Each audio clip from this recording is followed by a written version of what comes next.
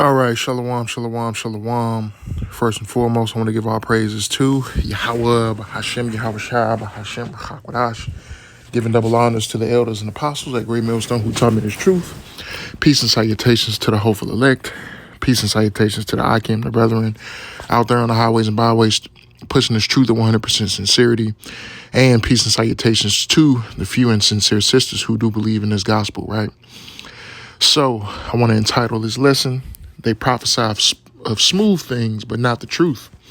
And I just got a couple video clips to play on pertaining to the Christian or the anti-Christian church and how deceptive that doctrine of Christianity is, especially plantation Christianity, mainly taught by the so-called black church. You know what I'm saying? And we've all been led astray by Christianity. Well, most of us.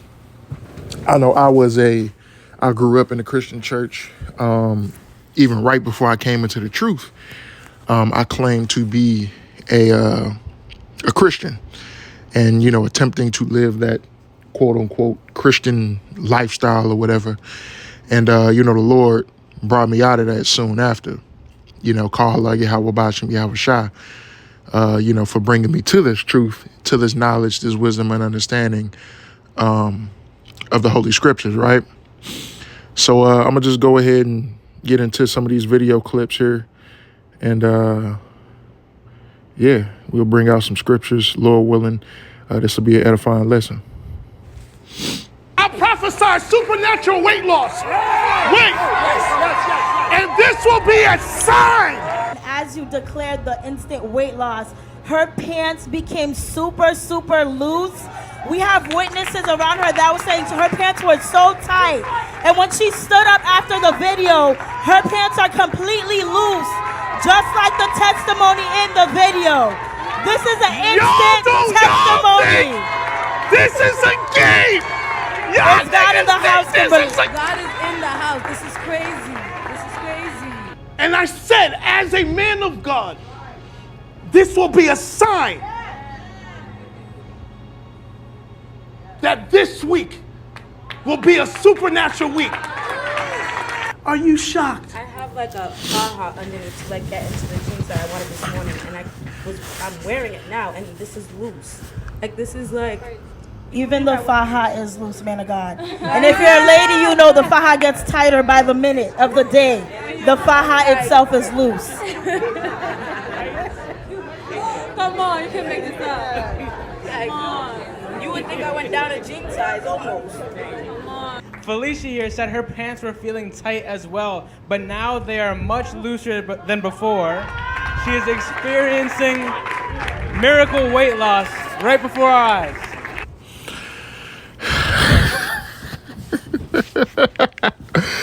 And my goodness. So you see the torpedo head pastor, nigga head can break through cement. You know what I'm saying? Jackhammer head ass nigga. But you see that these where is it in the scriptures, man, where it says that, you'll experience miracle weight loss, man. Supernatural weight loss. And it's just gimmicks and bullshit. You know what I'm saying? Just gimmicks and bullshit. And it has nothing to do with the scriptures. Nowhere in this video did they relate any of this to the scriptures. Nowhere in this video did they even attempt to relate any of this to the scriptures. And come on now. Them chicks just came in with bigger pants. You know what I'm saying? They came in with a pant size bigger than what they actually were, man. Come on. Like this is stupid. Stupid, retarded, man. This is real stupid. Right? But this is what people go to the Christian church for. People go to the Christian church for these gimmicks and for sweet things, for smooth things. Miracle weight loss. Come on. Let's go here. Isaiah 30 and verse 8. It says, "Now go, write it before them in a table, and noted in the book that it may be for the time to come forever and ever, that this is a rebellious people, lying children that will not hear the law of the Lord. And you know, they in this church talking about we don't got to keep the laws. You know, we don't have to regard any of the laws in the Old Testament. You know what I'm saying? You know, blatantly going against the scriptures. You know that's what they preach in that church, you know? Verse 10, it says, which say to the seers, see not, and to the prophets, prophesy not unto us right things, speak unto us smooth things, prophesy deceits, right? Prophesying a miracle weight loss, right? Here it is. Russia and Ukraine across the world getting busy, you know, making all type of threats to the West, to the U.S. and everything like that. You know what I'm saying? Here it is. We prophesying of destruction, nuclear destruction, coming to Babylon the Great, coming to America, right, and various other parts of the world. Here it is. We prophesying of famines. We prophesying of hard times, of evil times that are going to come that have been written down in the scriptures. And these niggas is prophesying about miracle weight loss. Miracle weight loss. And I bet you damn well this nigga asked for a hefty amount of tithes. You know what I'm saying? Come on, man.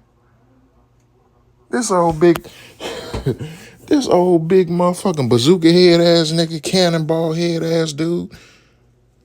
You know what I'm saying? Wrecking ball head ass nigga.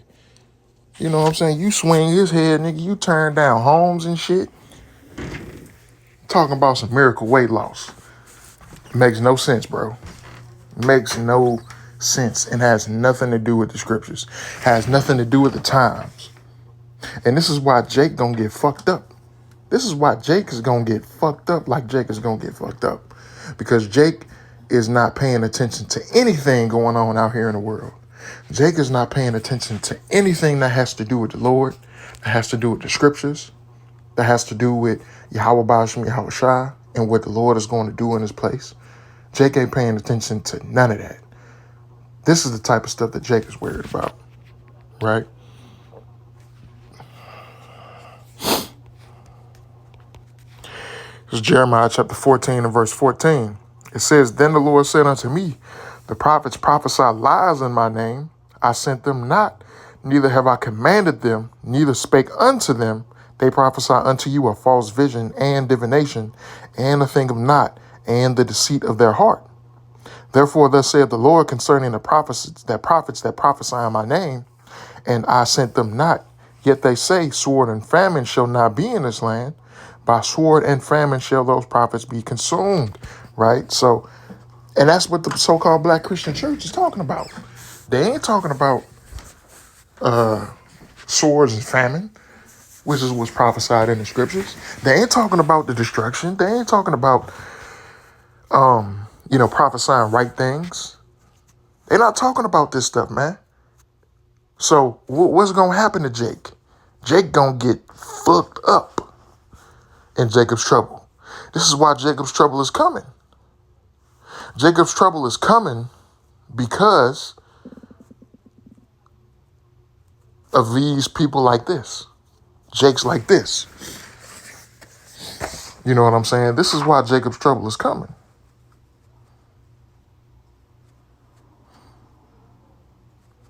You know what I'm saying?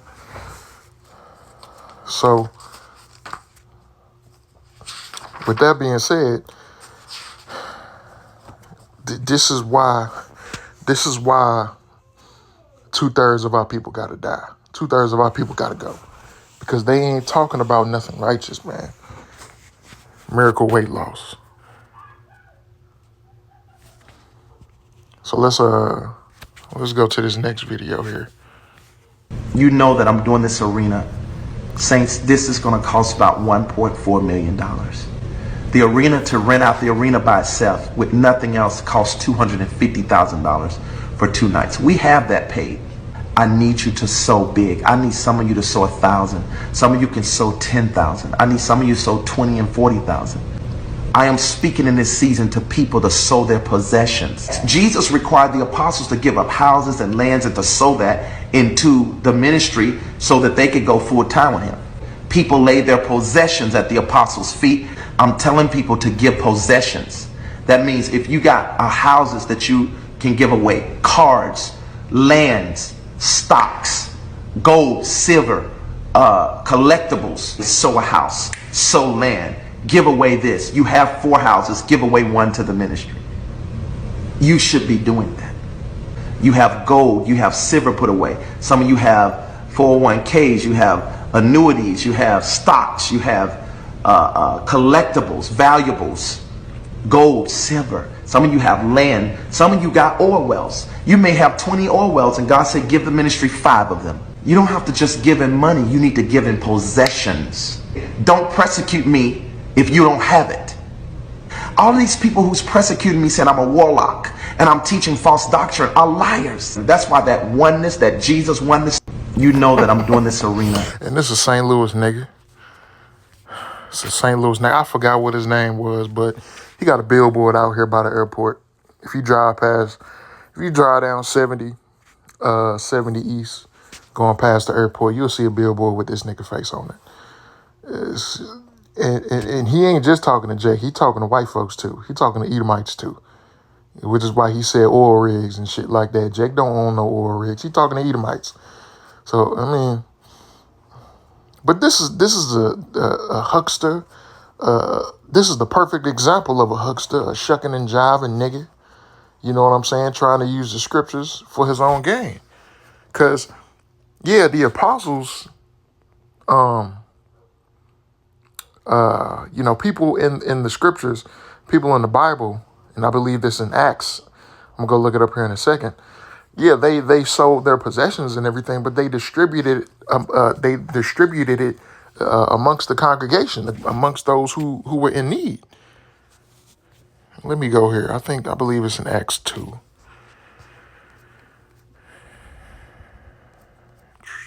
Where was Acts 1?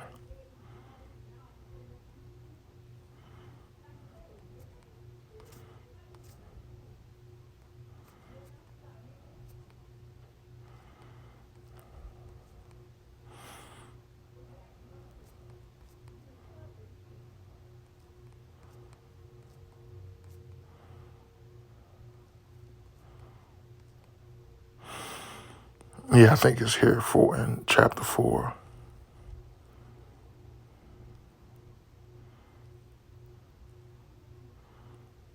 Yep, here it is, right? This is Acts chapter 4.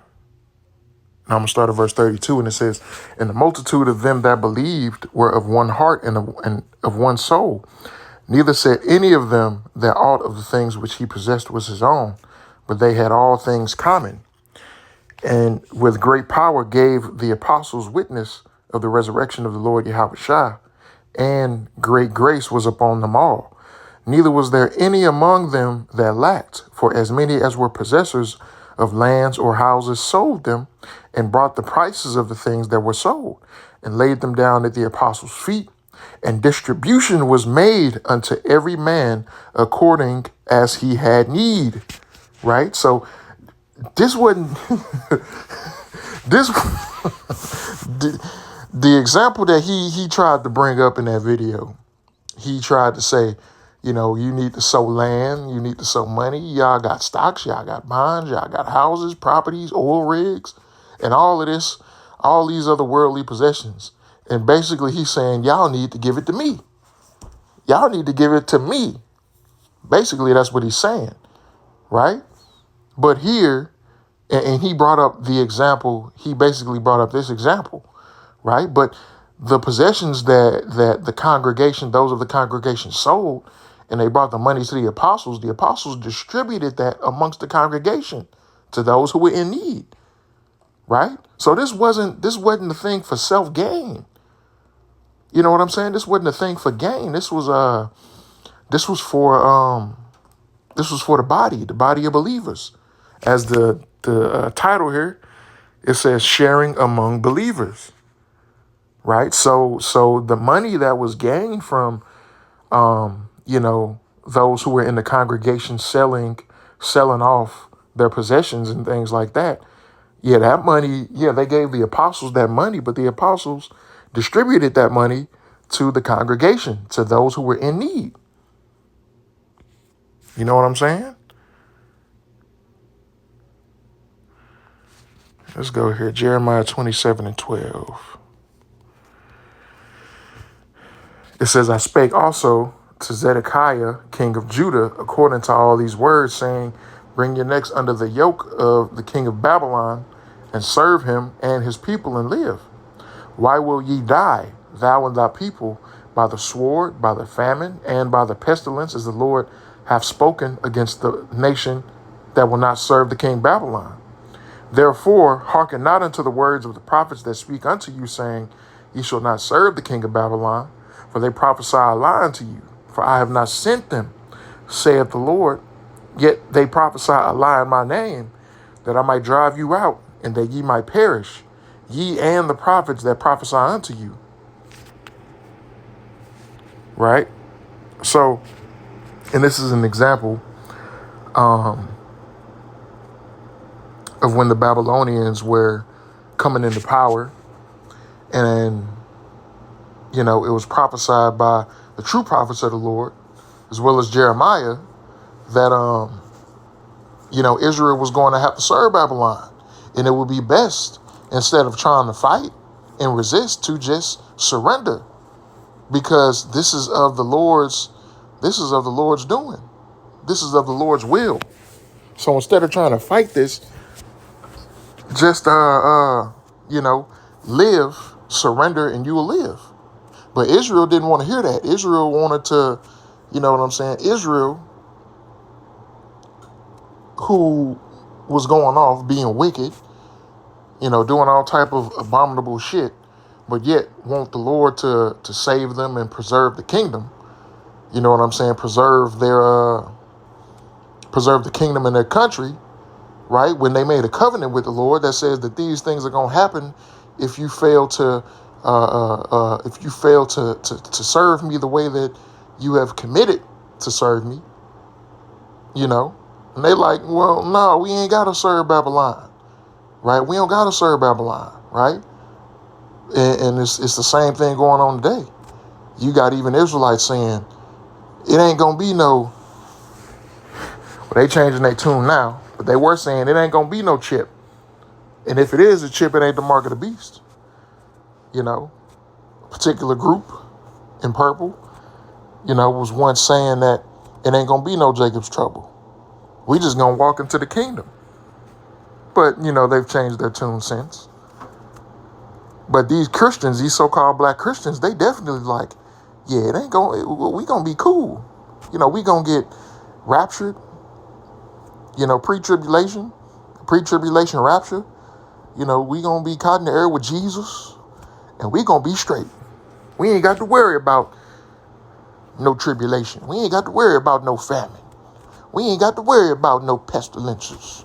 We ain't got to worry about no guns and no seditions among men and all that shit that them black Hebrew Israelites is out there cussing and calling themselves prophesying on the streets and all that shit. They saying we ain't got to worry about that. But they'll see. Because Yahweh Ba'ashem Yahweh Shah, the prophets that he sent never prophesy about smooth things. Why does it need to be foretold all the time? Why does good times need to be foretold? Do you have to warn somebody of good times? No, you don't. You don't got to warn somebody of good times. You just let good times happen. But bad times, evil times, yeah, you warn people of that.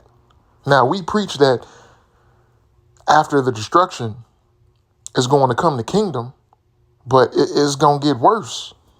Things that we see now, it's going to get way worse than it already is, right? And there's nothing that that there's nothing that you can do about it.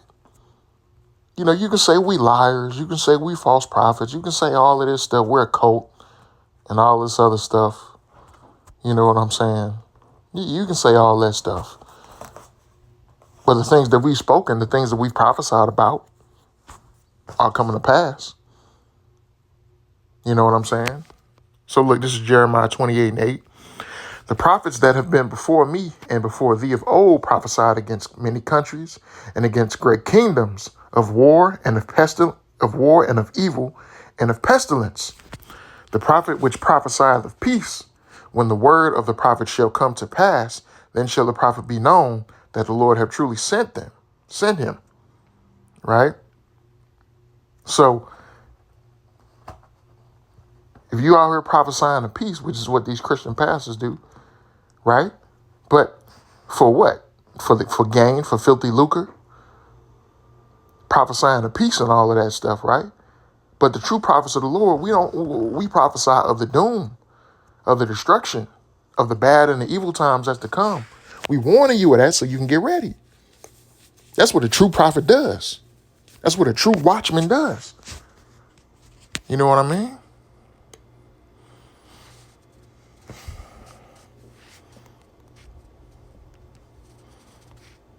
This is the book of Isaiah, chapter 56, verse 8. It says, the Lord Yahweh will gathereth the outcast of Israel, saith, yet will I gather others to him, beside those that are gathered unto him. All ye let me make sure this was the 56. Yeah, okay. All ye beasts of the field come to devour, yea, all ye beasts in the forest. His watchmen are blind, they are all ignorant, they are all dumb dogs, they cannot bark. Sleeping, lying down, loving to slumber, right? So that's what it's calling these Christian pastors for sure. They dumb dogs, sleeping. You know what I'm saying? They keeping a congregation sleep with this entertainment. You know what I'm saying? Because that's all this is just entertainment. You know, miracle weight loss is entertainment. All the shit that one nigga who I just showed, that nigga from St. Louis, still can't remember his name. Entertainment is to keep you entertained and distracted and sleep, ultimately. Here we go. Close out with this.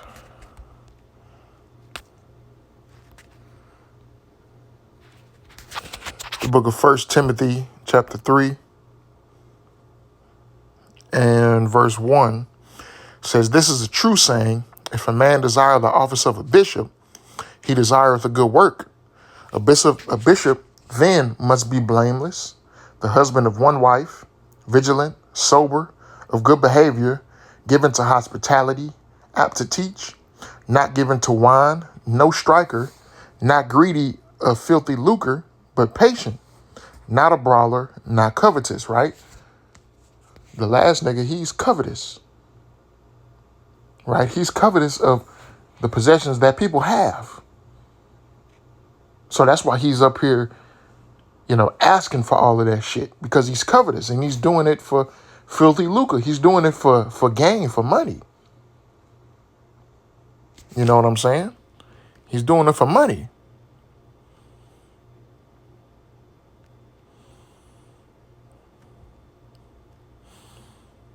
Let me skip down to verse 8. Verse 7 says, moreover, he must have a good report of them which are without, lest he fall into reproach and the snare of the devil. Likewise must the deacons be grave, not double-tongued, not given to much wine, not greedy of filthy lucre, right? So if you're a leader of a congregation, you know, your motivation ain't supposed to be money. Your motivation ain't supposed to be fame. Your motivation ain't supposed to be that of the flesh, right? That of your own remission, that of your own desires, right? Your desire should be to, you know, do the best to lead the congregation in the right direction, into salvation. That should be your motivation. But these Christian pastors and even some of these Israelite leaders, their motivation is gain, money, the lust of the flesh, And you know what I'm saying? This is why you see Israelite groups with these wayward doctrines. Speaking of a hell doctrine, you know what I'm saying? Speaking of just all these things that don't align with the scriptures, man. So you know, with that, Lord willing, this was an edifying lesson. Giving all praises to Yahweh, Bahashem, Yahweh Shai, Bahashem Rakakodash. And until next time, Shalom.